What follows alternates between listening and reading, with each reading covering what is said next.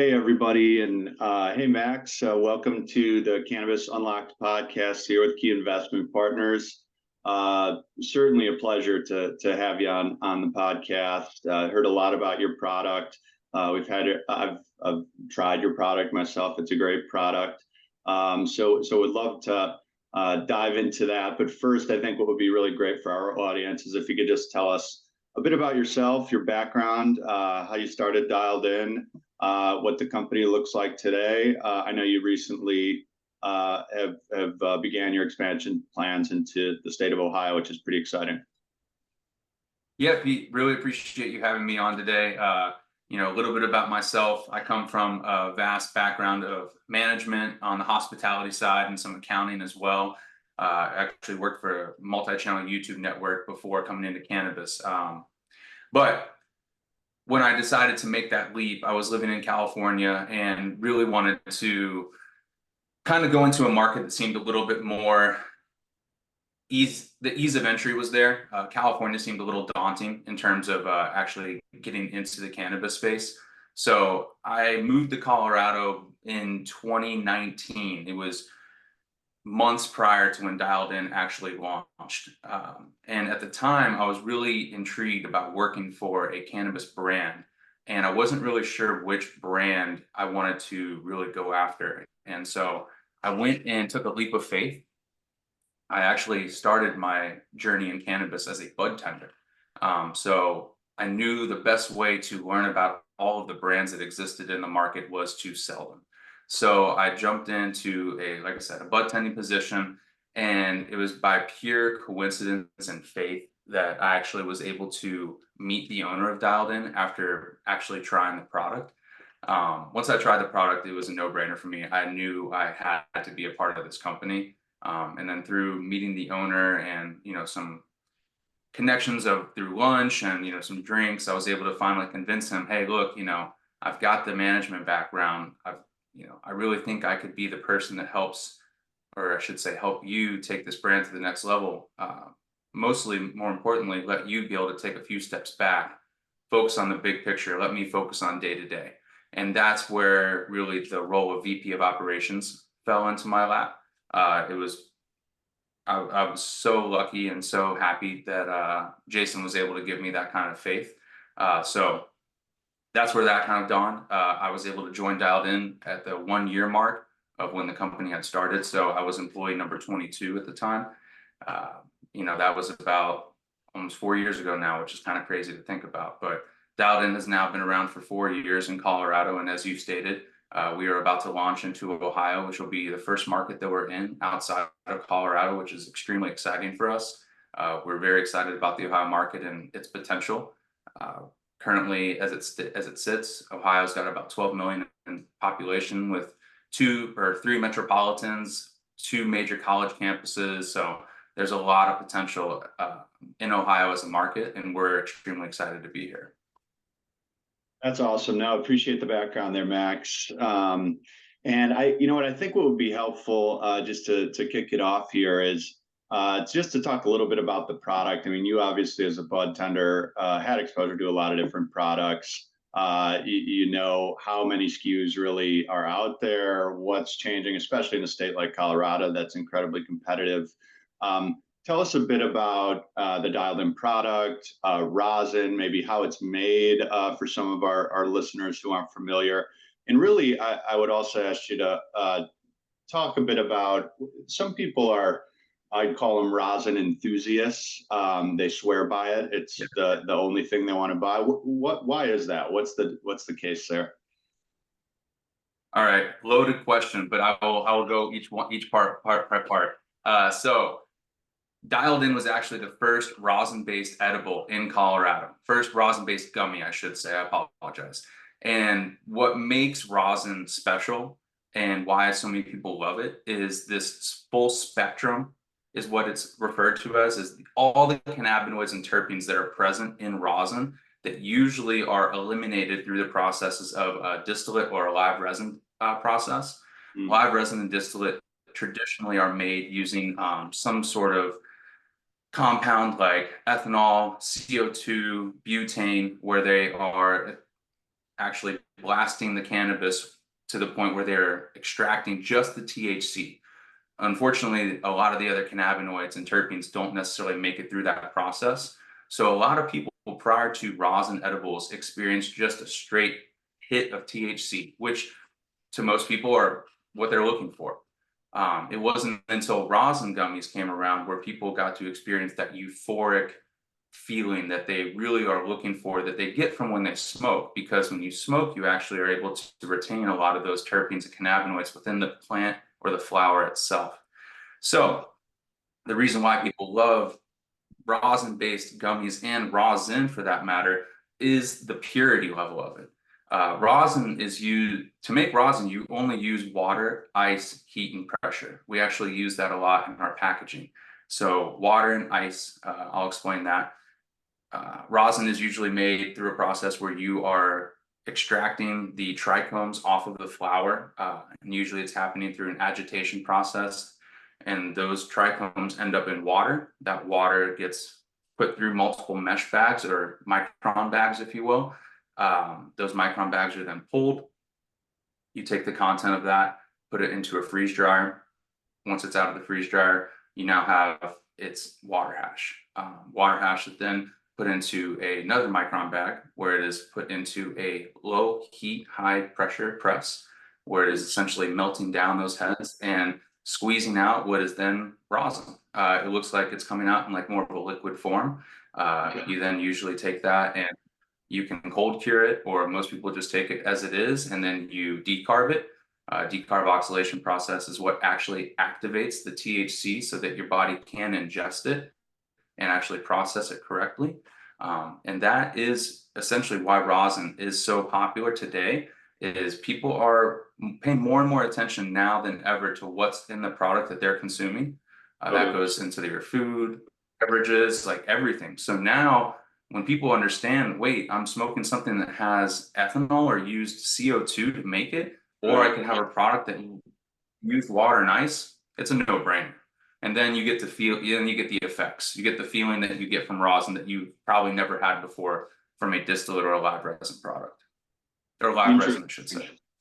Interesting. It makes a ton of sense. And I think that explanation actually will go a long way with a lot of people who don't necessarily know the difference. Obviously, education is one thing I think in the cannabis space that's so huge, just especially with all the different methodologies, all the different product SKUs. I'd say 95+% of people who walk in a dispensary probably don't really even know what they're buying most of the time. 100% agreed. Anyways, 100%. And so, Max, is it harder to, would you compare rosin almost like an organic, making something in an organic way where it's maybe a little pricier, it's a better product, but it's healthier, it's not mixed with things like alcohol, ethanol, like CO2, et cetera? Absolutely. And let me just say, for all the distillate and live resin makers out there, I'm not saying that their product is inferior. It's just the way that it's made isn't for everybody. Through testing, a lot of those products are tested for the not contaminants, but the particulates that may be left. Through all the testing requirements, it's usually a pretty safe product to still consume. But I will say any rosin-based product is going to be the cleanest that you can consume. And to your point, yes, it is going to be very similar to, we have this in alcohol and a lot of other products out in the world where you have a high-end product, then you have your mid-grade, then you have your low-end product. Rosin-based is going to be high-end no matter which way you look at it. Through the process of its extraction, it definitely is a little bit more of a pricey item when it comes to the dispensary level. But that is normalizing over time. It's just there has to be more providers like there are in Colorado. Right now in Colorado, you can get a gram of rosin anywhere from $30 to $50, 50 being on the high end, versus here in Ohio, a gram of rosin is about $80 right now because there's only one or two providers. When more providers come online, I assume that price will probably come down a little bit through competition of pricing. But right now, that's just where Ohio is as a market. And I do anticipate and see a lot of rosin producers coming to the state over time. Absolutely. No, and I'm glad you brought that up too, just because of course, it's so different, especially coming from Colorado to go to a new state like Ohio. Oh yeah. Ohio's a great state. I often call it the sleeper state, right in the middle of the Midwest. Many major metros, Oh yeah. universities, like you mentioned. And in reality, it's a different country when it comes to what the cannabis market looks like today. Whereas Colorado, since 2014, now a full decade of legalization behind us.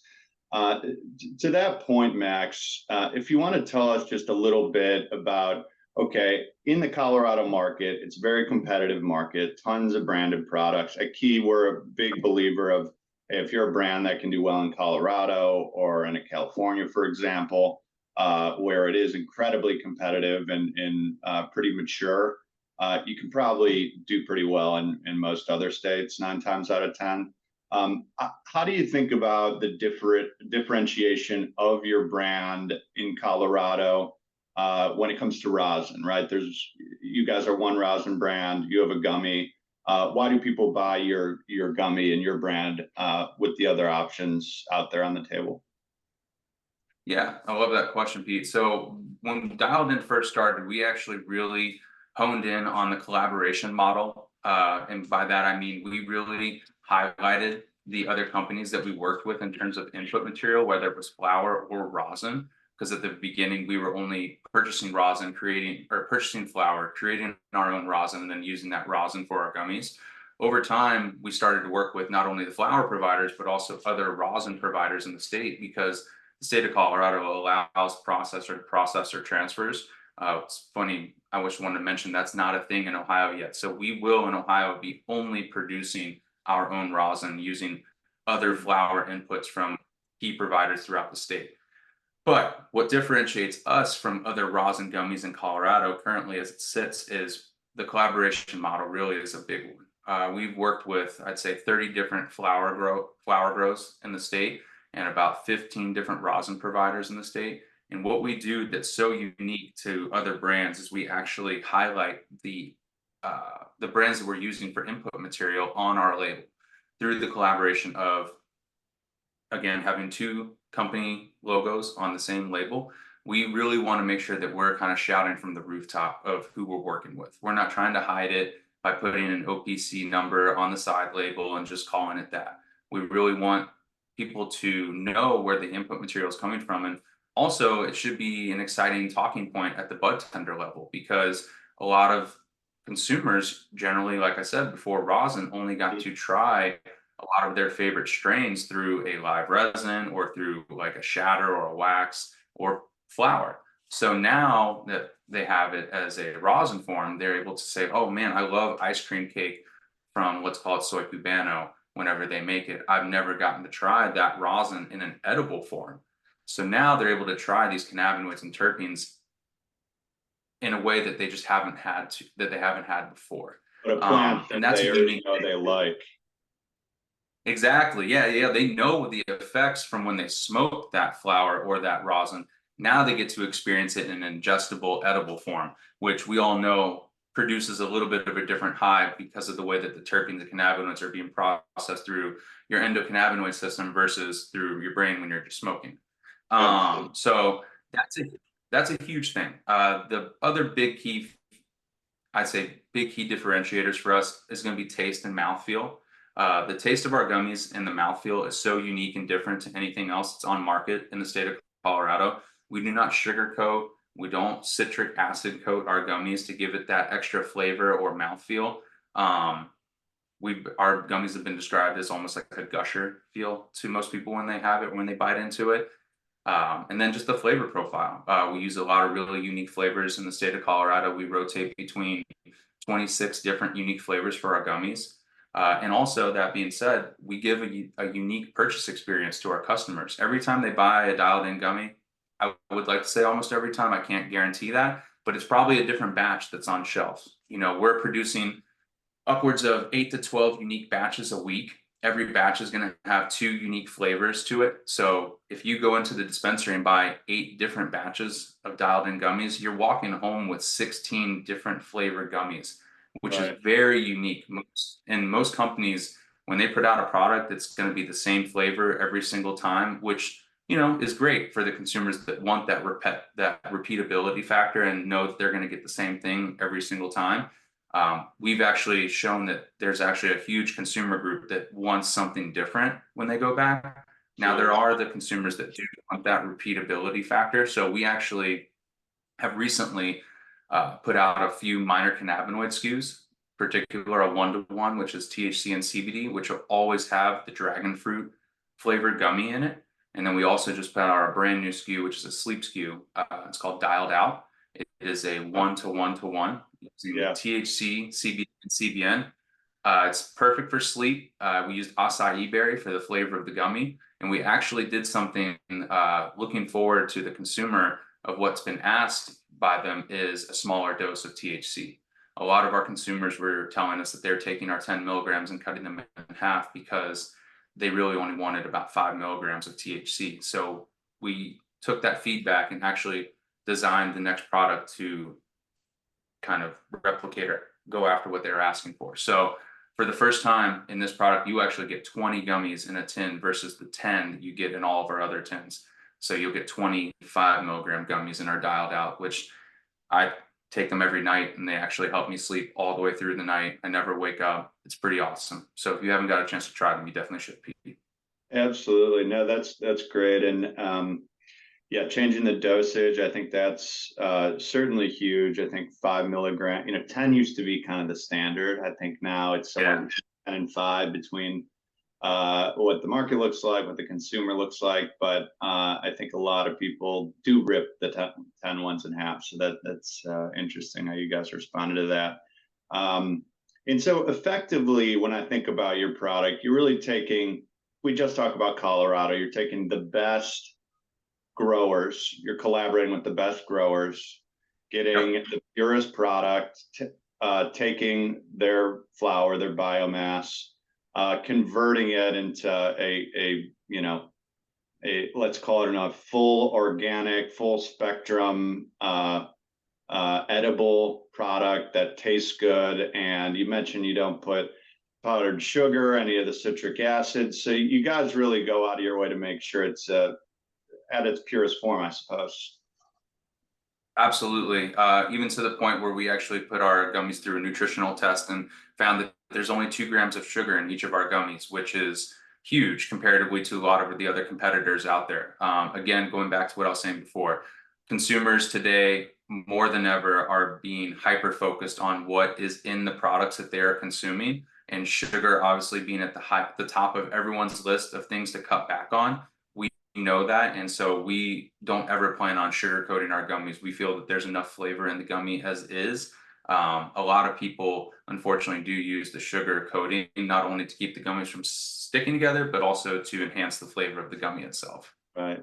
No, that's huge. And I also just liked what you said about your model is very interesting for our listeners. A lot of branded product companies, especially those who grow their own cannabis, right? They have X number of strains, they recreate those strains. Sometimes they're a little different, sometimes they're exactly the same. It's kind of, but the point is they have one product or an experience that they kind of hone in on. Whereas with Dialed In, I think there's a other subset of consumers. I would even put myself in this, where they want to try different stuff. They like the quality of what you're doing. They want to try different flower, different biomass, and that's kind of ever changing. So I think you do offer a really interesting proposition there to the end consumer, which is great. They know what they're getting with the product. They know it's pure. They know it's good, but they want to try a different plant, so to speak. Well, and at the end of the day, Pete, it goes back to what are we doing as a brand to enhance the purchasing experience for the consumer, right? At the end of the day, they want an edible, but what can we do as a brand to enhance that experience? And what we have been able to do successfully is what we just talked about. Change the rotate the flavors, rotate the collaborators, rotate if it's rosin or if it's a flower input. All of these things, it then gives a unique experience every time they go back to that dispensary.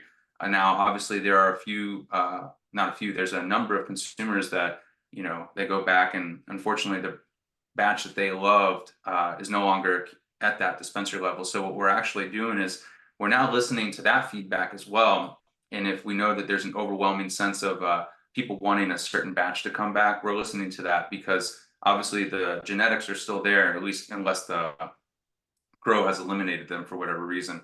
And then we can go back, find those genetics, procure them, and then create that product again so that we can give the consumers what they're kind of looking for.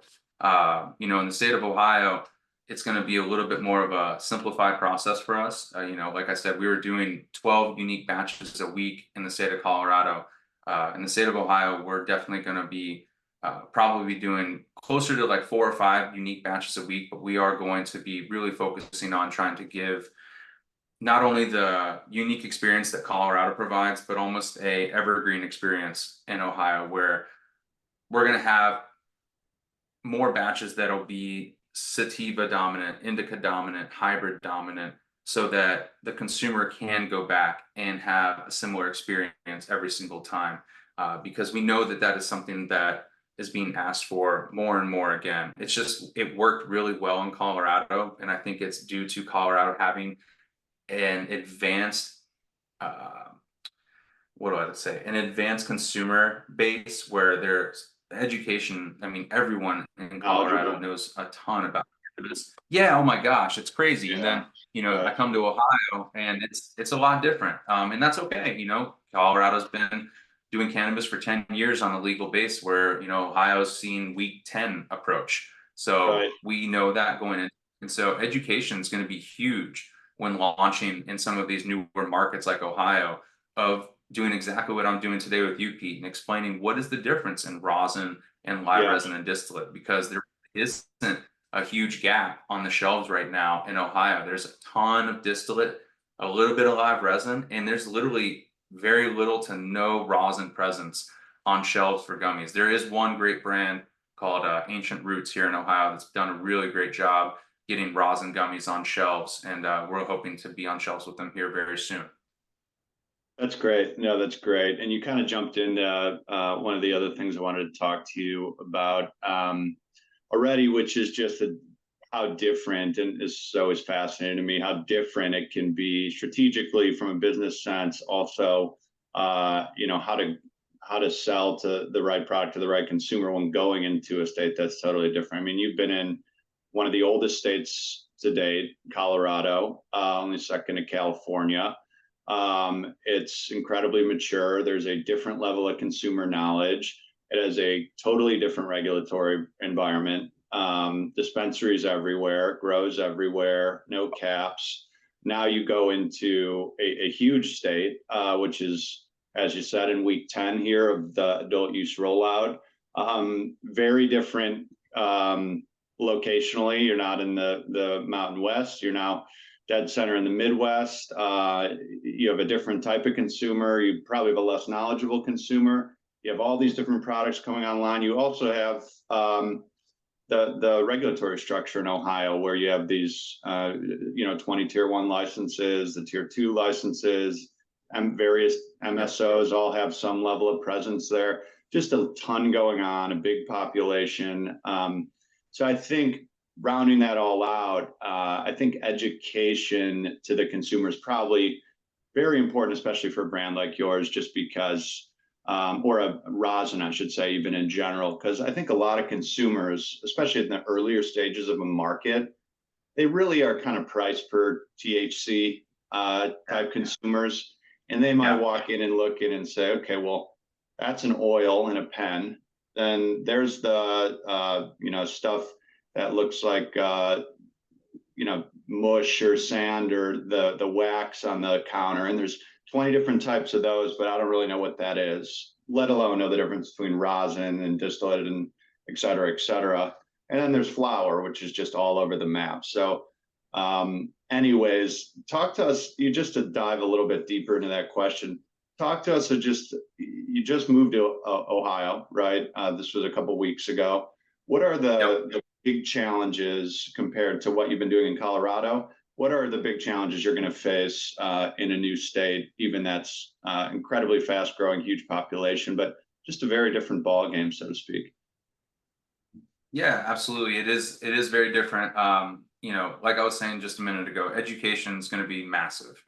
There are a ton of individuals entering into cannabis space, specifically on the retail level, for their first time ever. The only cannabis knowledge they have is from anything that they've done for themselves in the last couple of years as a user or as a consumer, I should say.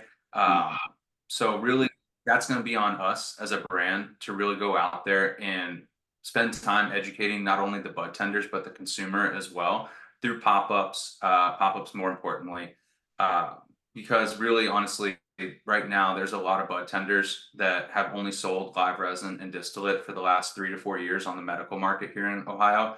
So we have to not only show them but explain to them why rosin is better, and obviously they need to try the product.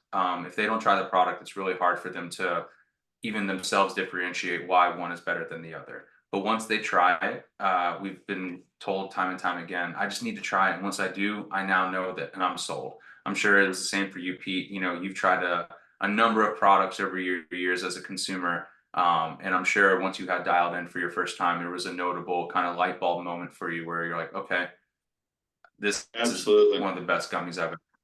Yeah. And Yeah. so it's just a matter of getting it in their hands. And as you mentioned, there are a ton of other products on shelves right now. So really it's branding, you know, branding, what is going to differentiate your product to other products on shelves. Packaging is another huge one.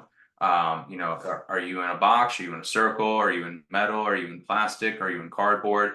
All of these actually do mean something to the consumer. Some of it's anecdotal on, you know, it could be different from consumer to consumer, but we look at ourselves as a premium product.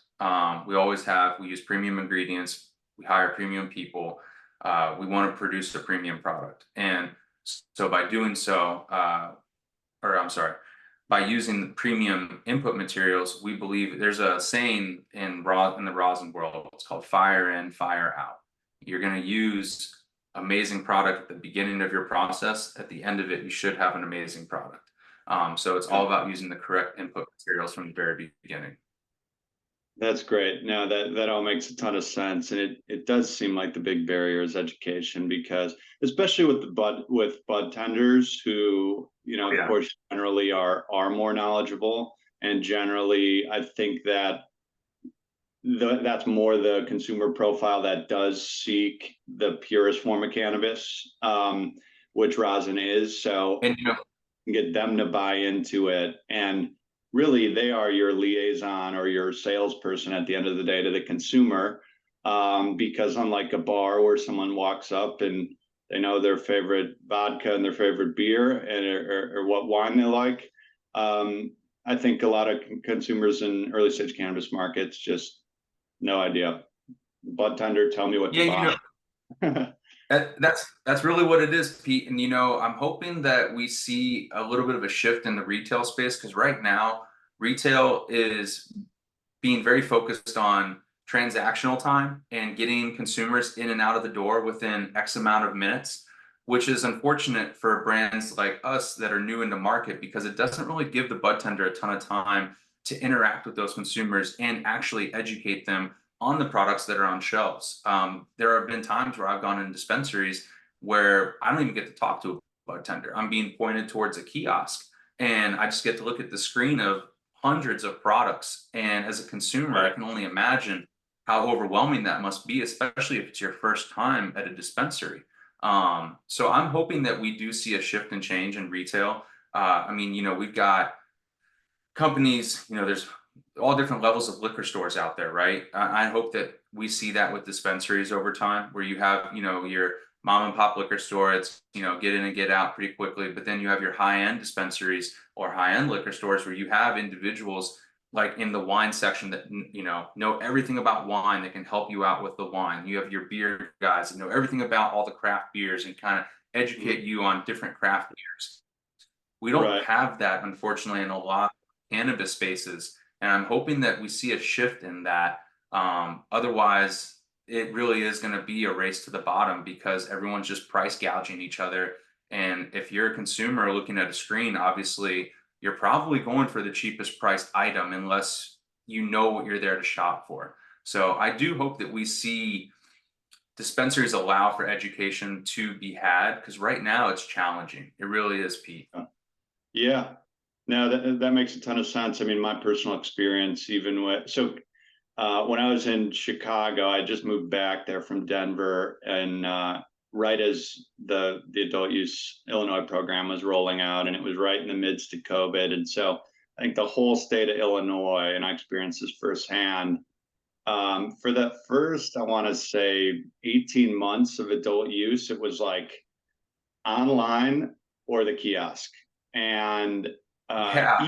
I would go as far as to say that even if you know what you want and you're experienced in the space, it can be confusing just because there's so many products. A lot of them look very similar. Yep. And sort of having a nice user interface. It's just like a encyclopedia of all this different stuff. And so I agree, if you don't have the time to commit to understanding what they are, and you're focused on getting in, getting out, it being very transactional, that can be difficult, I'm sure. I will say this, I think on the rosin side of things, like when I look at even where people are going, where trends are going, with nutrition, with natural foods, with don't eat items in the center of the grocery store, that whole broader health trend. I think that within cannabis, you guys are well positioned as a rosin brand. In other words, I think rosin, the market share of rosin as a percentage of total cannabis sales across the US will grow over time, even if it just takes time to get there as people begin to educate themselves. Because I do believe that probably if you just ask someone without using any technical terms, what do you really want in a cannabis product? They'd probably say something like, well, I want something clean that's been, that's pure, that's, the plant grown, how it would grow out in a backyard or in a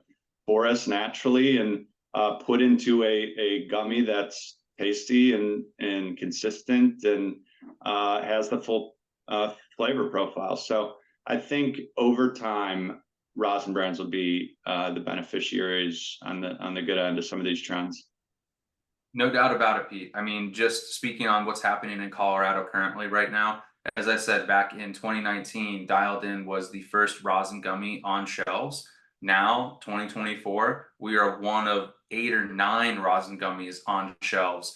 And you're seeing less and less. I mean, I don't even know where I could find a live resin gummy in the state of Colorado. It's almost split to just distillate and rosin at this point.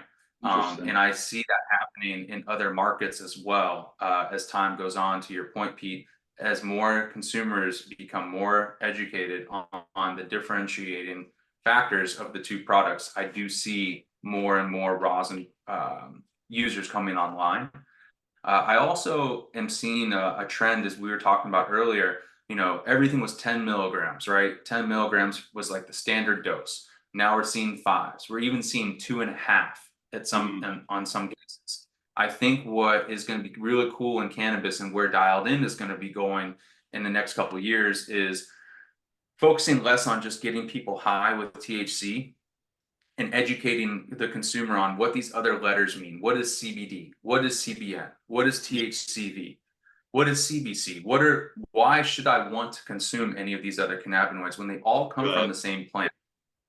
And I think what we're also finding out, or figuring out, I should say, is that you don't need as much THC as we thought to actually drive these cannabinoids into your system the proper way. Because unfortunately, a lot of people, when the CBD boom happened and everyone, there were CBD shops popping up left and right all over the place.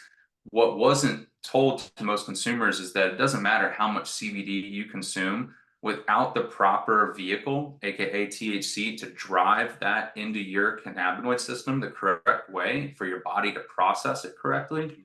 It needs a little bit of THC. It doesn't have to have a lot, for it to actually really work the way that it's supposed to. And we're actually finding a new cannabinoid that's out there called CBC.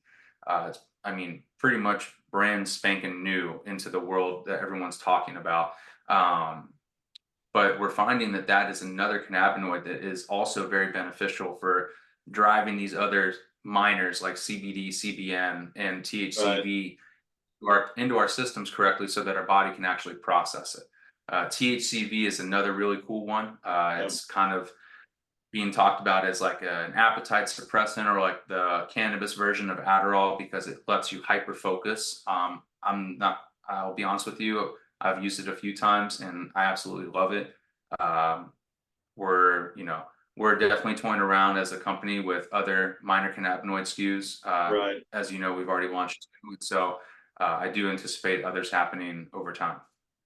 No, that's a great point. And I think just to reiterate, it's for so long, even back 30, 40, 50, 60 years, it's been, cannabis, the active ingredient, THC, THC, THC. Mhm. I still think Yep. even today, I shouldn't even say that even today because we're still in the early stages, but it's still amazing to me how little people actually understand about THC as one psychoactive component, but it works with the other cannabinoids in the Right. plant in different ways. And so similar back to kind of the food trend, similarly to how, we would take, these large food companies or food brands would isolate different things and kind of reconstruct food. I think we're now Yep. going away from that, and people want that they realize that there is benefits on the natural side of things, and they have all the cannabinoids. And even if you're taking CBD, there needs to be some level of THC in there, and here's why. And I think things are going to continue to go in that direction. The other thing I'd mention too, Max, kind of even leading into one of my other questions here, just to get your thoughts, would be I think now with Schedule 3, knock on wood, it's starting to look pretty good towards the end of the year, especially now with some of the Trump commentary. Feels like both sides of both parties are in support, at least, of rescheduling. I think Mhm. too, we're going to see now just so much more research. We're going to see, okay, scientific studies. Now, these could be for pharmaceuticals, how to use cannabinoids here, there. They could be for branded products. They could be, certain studies around different types of IP of the cannabis plant. Whatever the case is, I always remind a lot of our investors and the people we talk to that you can't forget that as a Schedule 1 substance, this plant it's one of the most amazing plants in the world, psychoactive and otherwise. The industrial uses, Absolutely. for example, but it's been growing in Mhm. a basement. I mean, you can't get a basement or the hills of California. The point is, over the last 30 years, we've seen these dramatic advancements in ag biotech, how we understand plants, and how we apply that knowledge and use that knowledge. And meanwhile, cannabis is now, fast forward to today, it's kind of this almost brand new thing. It's been around forever. We've kind of known about it. Oh, well, it makes Yeah. you feel this way or that way. And everyone's kind of heard sativa, indica. Oh, it's a hybrid. I like this strain or that strain. But for the first time, starting with rescheduling as one of the first dominoes, I think we're really going to start to see how incredible the plant really is, all the different cannabinoids, all the different applications, whether it be consuming the plant, whether it be industrial uses, hemp plastic, hemp concrete, you name it, right? It's like I joke Right. sometimes, God, this plant honestly does everything. So I think there's a whole nother chapter of cannabis that we haven't even seen yet, which is amazing to think. I would 100% agree with everything you just said. We're at the very base of where this plant can actually take us. Once it goes to Schedule 3, and we don't have to worry about it being Schedule 1, we have a world that we can look forward to in terms of just the research that's going to be able to be put into But this plant, actually understanding, as you were saying, the true benefits of all these cannabinoids. And there's probably more that we don't even know about, but we will shortly enough. Then you've got the banking aspect. It's been terrorizing retail, grows, everything. I mean, 10 years ago, people were still Febrezing cash before they would take it to the bank, so having that as an ability as a and will be fantastic. For a lot of these, hopefully some of these smaller, you know, brands or retails can take advantage of maybe loans, you know, because a lot of them struggle with just AR balances. You unfortunately have, you know, companies out there that just don't pay their bills on time. And, you know, so anyways, I don't want to go down that rabbit hole or that, but I will say with the new scheduling, there is a lot that can be looked forward to for cannabis. As you mentioned, the industrial side of what hemp can be used for outside of just clothing, because that's pretty much what we're seeing it used for the most part right now. Right. I'm very what would be the right word? Very intrigued, very excited to see where this goes. I'm just not trying to put uh, too many eggs in one basket or get too excited, just because you and I both know this could get pushed back, and who knows with all the, you know, we have a new president every 4 years, and they always want new. They're always trying to do new things. So I just hope that once it goes, it stays, and we can all move forward. I'll Right. just keep it at that. Yeah. I'm not getting too excited, but I am looking forward to seeing what can happen once it goes that way. Oh yeah, me too. I mean, we've been disappointed the last couple of years. A lot of pump fakes, I often say. Safe banking's been Definitely. about to pass since we started investing in cannabis 5 years ago. Exactly.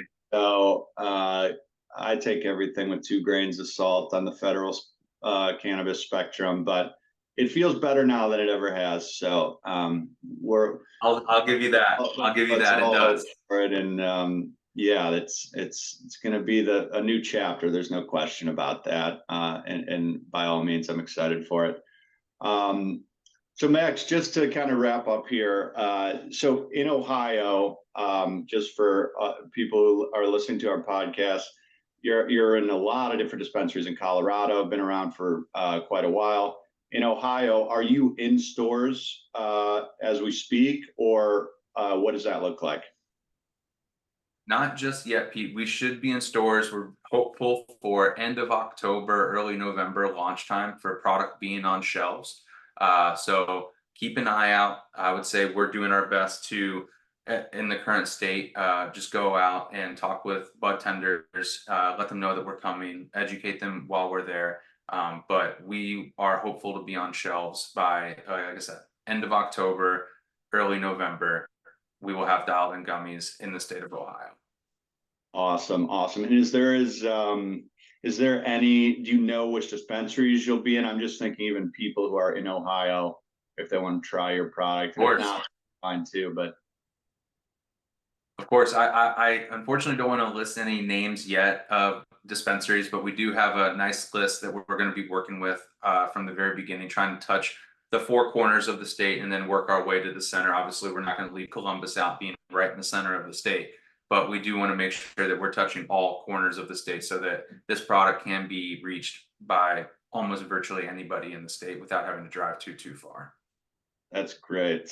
Awesome. Well, I'm excited for you guys, and I'm excited for the consumers in Ohio who get to try your product. It is a great product. Highly recommend it to anybody listening. And Max, you said end of October is the goal to roll those out on the shelf. Okay. That's right, Pete. That's right. Everyone End of keep the an eye year. out. Just in time for Thanksgiving and Christmas and the holiday season and all that. Awesome. It'll definitely help with your Thanksgiving meal. Oh yeah, no kidding. Oh yeah. Well, awesome, Max. We really appreciate it. It's been awesome talking to you on Cannabis Unlocked podcast here. Been great to bring others like yourself and all different brands, all different people in different lines of business, and certainly someone as knowledgeable as yourself on a very interesting subsector, which is gummies, more specifically rosin gummies here. So thanks again. We really appreciate the time, and we'll be in touch soon. Thanks, Pete. Really appreciate you. Have a great rest of your day, okay? Awesome. Thanks, Max.